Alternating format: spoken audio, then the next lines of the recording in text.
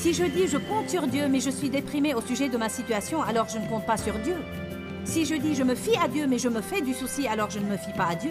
Si je dis je me confie en Dieu, mais j'ai perdu ma joie, alors je ne me confie pas en Dieu. Mais quand j'ai confiance en Dieu, alors j'entre dans son repos. Restez avec nous dans Jouissez de votre vie.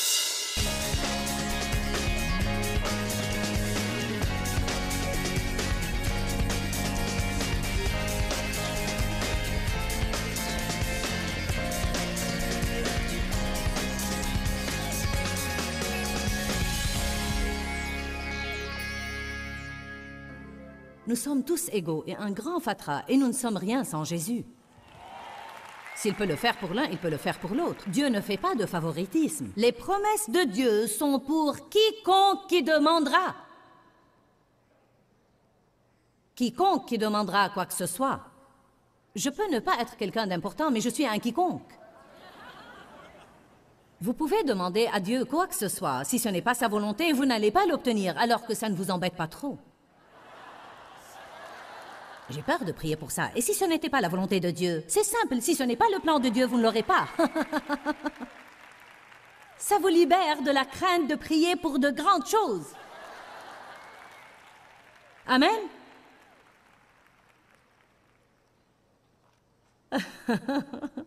Bon, et si ce n'était pas la volonté de Dieu?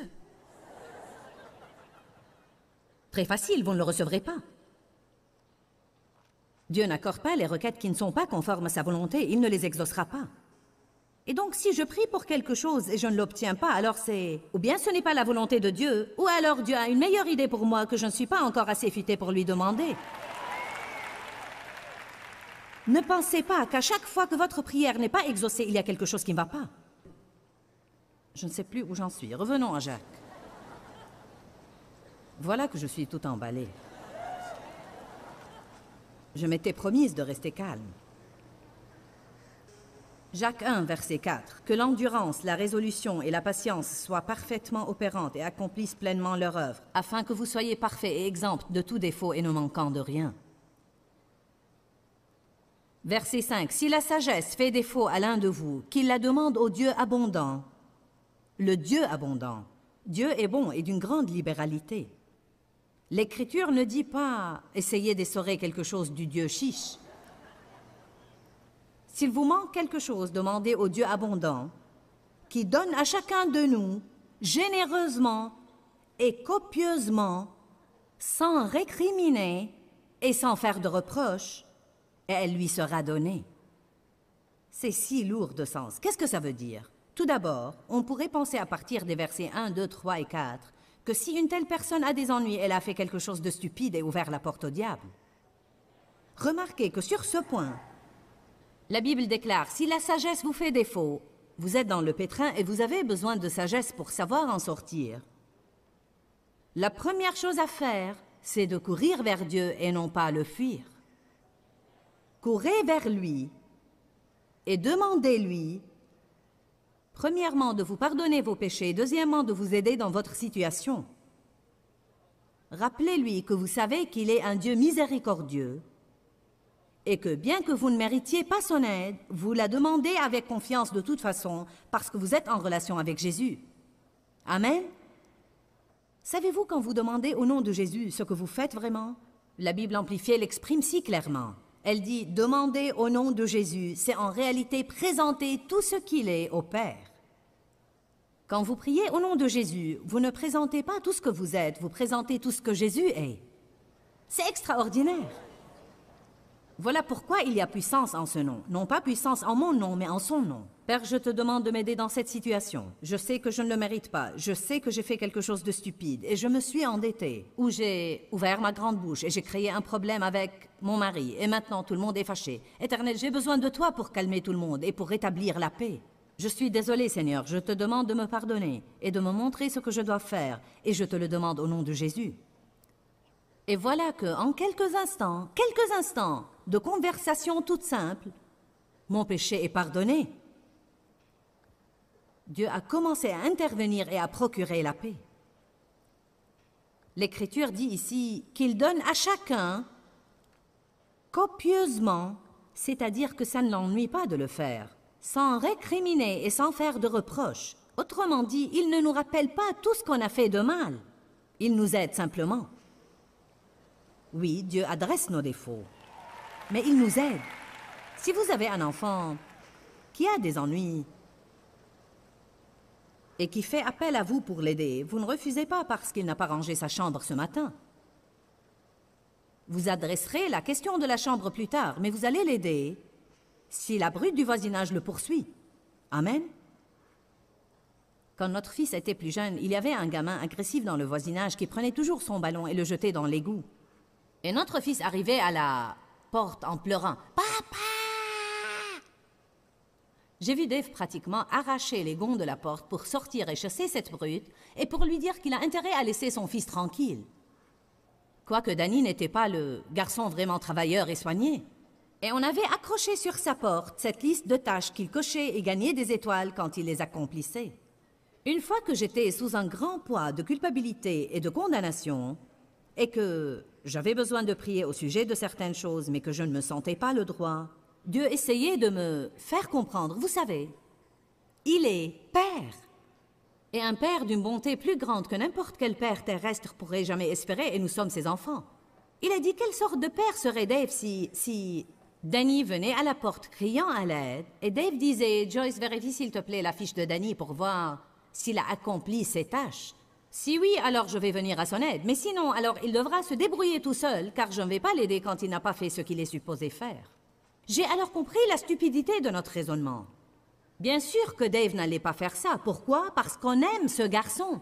C'est notre fils et on ne permettra à personne de le toucher. Personne ne va le brutaliser. Allions-nous aborder la question de sa paresse et la faute qu'il ne prend pas soin de ses affaires? Oui, il va être puni et réprimandé. Mais maintenant, ce n'est pas le moment de le faire. Maintenant, il a besoin d'aide.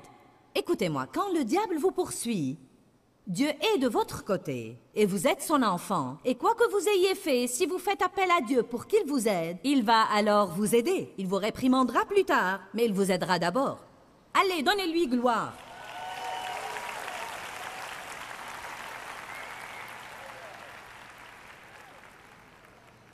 Ce verset continue, mais qu'il la demande avec foi, sans faiblir, douter ou hésiter.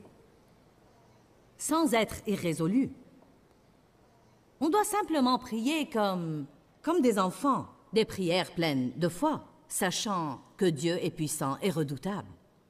Je voudrais peut-être faire un petit atelier très vite pour vous ici, juste pour vous entraîner à prier un peu. Je pense que vous allez recueillir énormément de la prière si vous vous approchez de Dieu et vous dites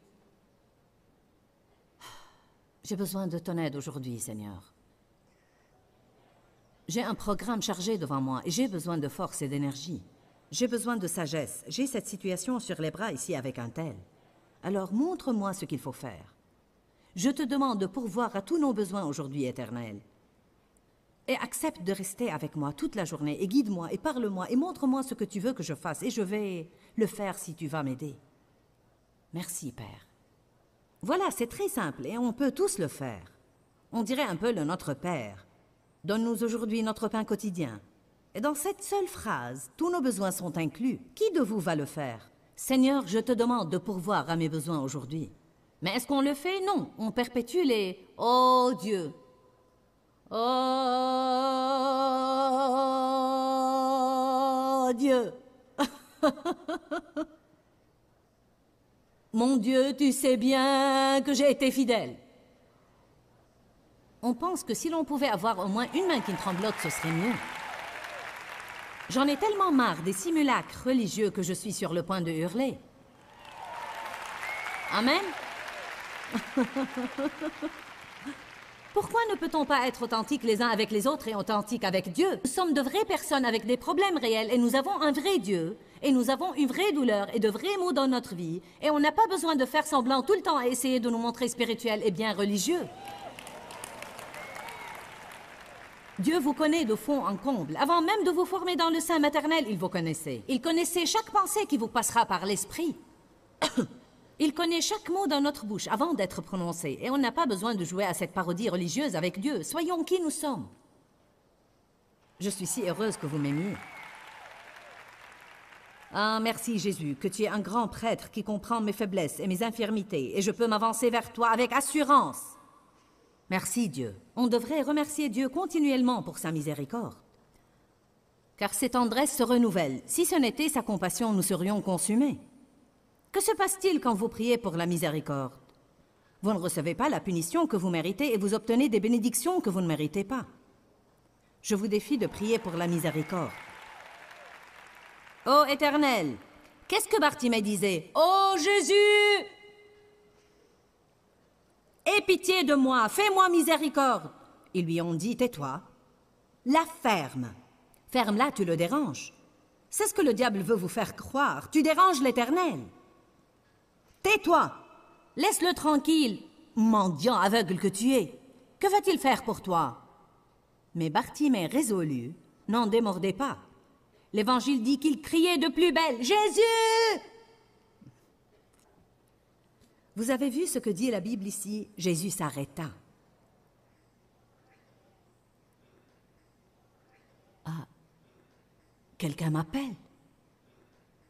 Que veux-tu que je fasse pour toi? Ne laissez pas la foule vous faire taire. Ne laissez pas le diable vous faire taire. Quand l'un des enfants de Dieu l'appelle, Jésus s'arrête. Il écoute, il agit, il secourt. Ne soyez pas irrésolus. Un homme indécis prie, mais ne croit pas qu'il va avoir ce pourquoi il a prié. Il prie et puis il s'inquiète. Il prie puis maudit sa propre prière avec les paroles de sa bouche. Voilà ce que c'est d'être irrésolu. Vous voulez être résolu? Priez et croyez que Dieu va agir en conséquence. Ne priez pas pour les États-Unis puis pestez à leur sujet. Ne priez pas pour les États-Unis et affirmez ensuite qu'ils tombent à l'eau. Priez et croyez que Dieu réalise des changements, qu'il œuvre dans les coulisses et que le fruit se manifeste de jour en jour. Jacques 4, 2.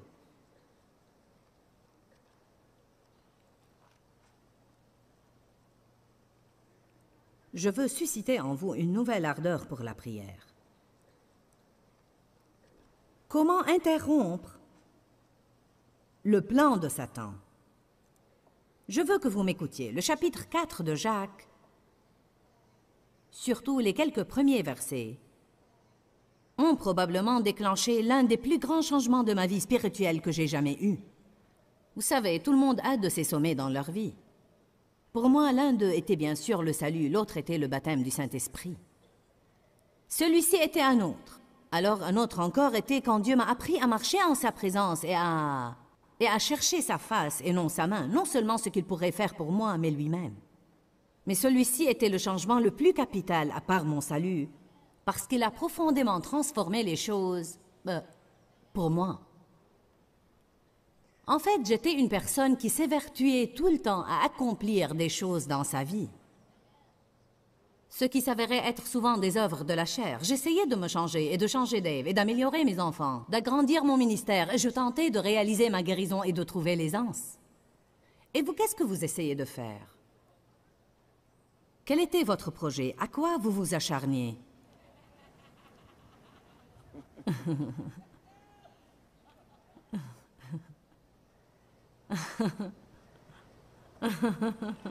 N'ayez pas l'air innocent. Vous vous regardez l'un l'autre comme... Est-ce à toi qu'elle parle?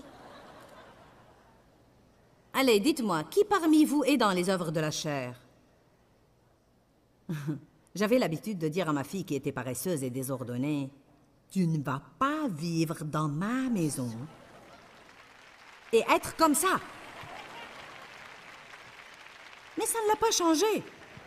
C'est maintenant qu'elle a changé, après qu'elle soit sortie de chez moi et qu'elle ait eu sa propre maison, et s'est rendue compte que si elle ne la nettoyait pas, personne n'allait le faire. Mais en ce temps-là, j'étais dans tous mes états. « Tu ne vas pas te conduire comme ça sous mon toit. » Oh, j'étais juste. Qui de vous sait de quoi je parle? Ah, on n'accepte simplement pas que les gens soient tels qu'ils sont. C'est juste comme, pourquoi tu ne changes pas? Et on tente absolument tout, sauf demander à Dieu de les changer et croire qu'il est à l'œuvre et les laisser tranquilles. J'ai essayé ça et ils n'ont fait qu'empirer. Mais que vous le sachiez ou non, c'était un bon signe. Que veux-tu dire, bon signe? Parce que quand vous priez pour quelqu'un et que Dieu commence à opérer sur eux, ils vont se conduire plus mal avant de s'améliorer. Qui de vous ne réagit pas très bien quand Dieu agit sur vous? Qui de vous devient grognon quand Dieu vous reprend, et plutôt grincheux, ou vous voulez juste disparaître quelque part dans un coin tout seul? Quand Dieu commence à redresser votre vie, vous ne savez même pas ce qui ne va pas. La plupart du temps, jusqu'à ce qu'une personne apprenne vraiment à comprendre ce qu'est la correction divine, vous vous sentez comme, vous savez, je ne sais pas, quelque chose ne va pas. Vous êtes insatisfait sur ce point. Eh bien, je ne sais pas quel est mon problème. J'agis comme ça, machinalement, rien ne me satisfait. Je ne sais pas ce qui m'ennuie. Votre problème, c'est que Dieu est en train d'agir sur vous. Il opère sur vous. Il vous reprend. Peut-être vous a-t-il dit de faire une chose que vous n'avez pas faite, et donc il va attendre que vous lui obéissiez. Donc, quand vous priez pour quelqu'un et qu'il se conduit plus mal avant de se conduire mieux, ça devrait être un bon signe. Vous devez dire « Waouh, Dieu est à l'œuvre! Alléluia !»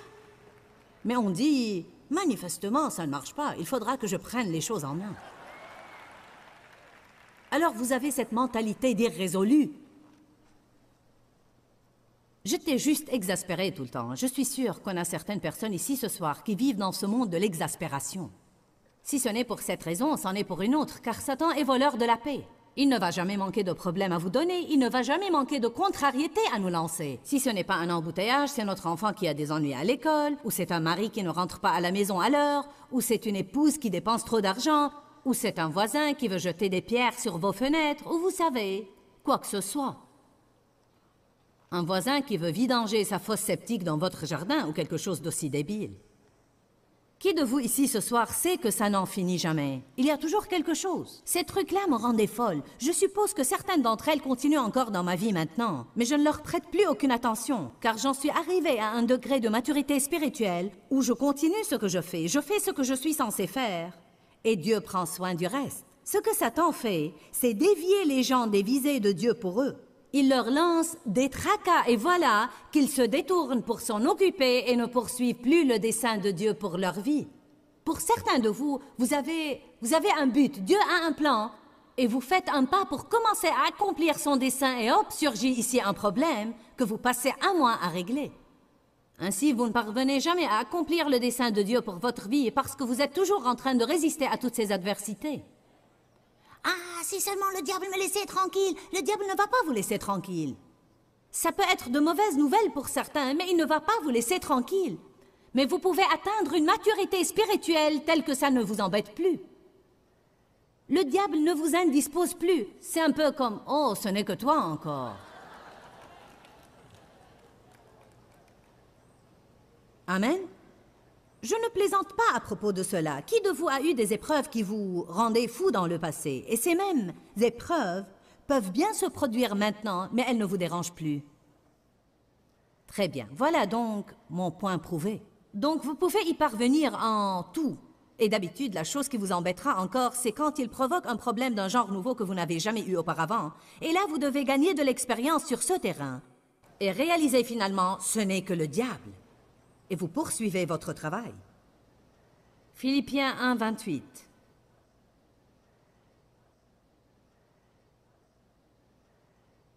Ne vous laissez effrayer ou intimider en rien par les opposants et les adversaires, parce que telle constance et telle intrépidité sera un signe manifeste, une preuve et un sceau pour eux, vos ennemis, de leur ruine imminente, mais une démonstration et un témoignage évident de votre affranchissement et salut, et cela vient de Dieu.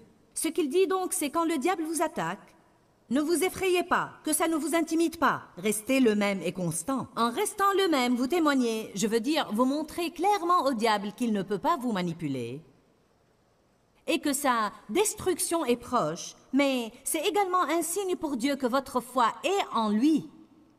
Et c'est un signal pour lui, pour vous délivrer de ce problème, parce que vous démontrez par vos actions que votre foi est en lui. Si je dis je m'en remets à Dieu, mais que je suis tout exaspéré, alors évidemment je ne m'en remets pas à Dieu, n'est-ce pas? Si je dis je compte sur Dieu, mais je suis déprimé au sujet de ma situation, alors je ne compte pas sur Dieu. Si je dis je me fie à Dieu, mais je me fais du souci, alors je ne me fie pas à Dieu. Si je dis je me confie en Dieu, mais j'ai perdu ma joie, alors je ne me confie pas en Dieu. Mais quand j'ai confiance en Dieu, alors j'entre dans son repos. Ce repos est un endroit merveilleux, car peu importe quel genre de problème vous avez, si vous êtes entré dans le repos spirituel de Dieu, ce problème n'a aucun pouvoir sur vous, parce que pour vous, le problème est déjà réglé. C'est comme, vous ne savez pas comment Dieu va le résoudre, vous ne savez pas quand il va le faire, mais vous ne vous en souciez pas, car vous allez jouir d'aujourd'hui. Savez-vous ce que les gens font? Ils vont vraiment jouir de leur vie quand... Une grande majorité de l'Église n'arrive jamais à apprécier leur vie parce qu'ils ne se réjouissent pas de chaque jour que Dieu leur donne. Je voudrais vous dire ce soir, quand allez-vous commencer à jouir de votre vie? Quand vous n'aurez plus de problèmes?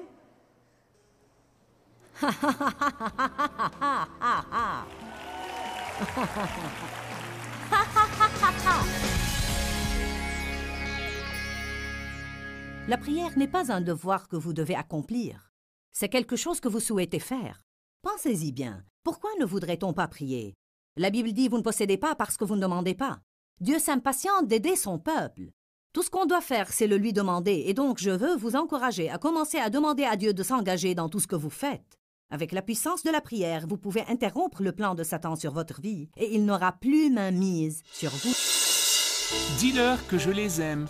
Dans ce livret, Joyce Meyer donne une révélation de l'amour de Dieu pour nous.